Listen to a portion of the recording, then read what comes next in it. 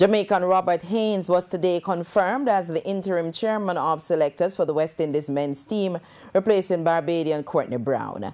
Haynes' announcement was one of a few changes made public by the new CWI president, Ricky Skerritt, on Thursday. Renata Brown has that story. Robert Haynes, who was recently named interim coach of the Jamaica Scorpions franchise, heads a three-member team, including the head coach and the team captain, Jason Holder. Before Wednesday morning, that coaching position was occupied by Richard Pybus, who was set to be in the post until after the India series in August.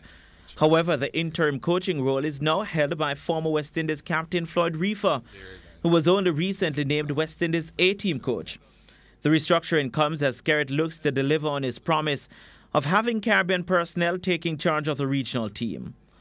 Another delivered promise from the president is to terminate the contentious selection policy. We have found it necessary to immediately adjust our selection policy to become more open, inclusive, and player-centric. I'm therefore pleased to confirm that we have terminated the old embedded selection policy, which secretly but actively victimized some players and banished them from selection consideration.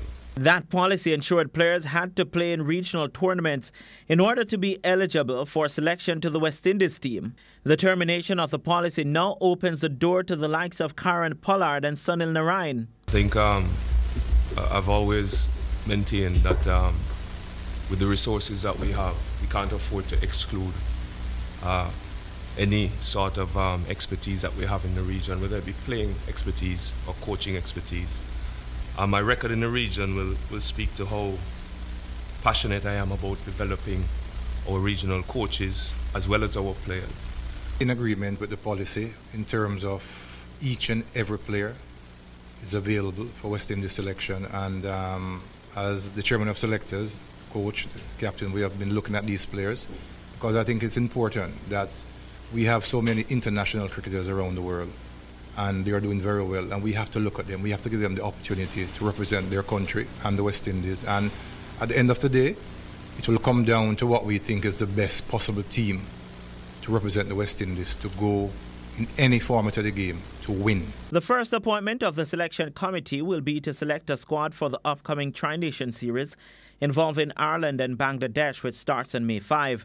That squad is expected to be named on Friday, but might not include players involved in the ongoing Indian Premier League. Renata Brown for TVJ Sports.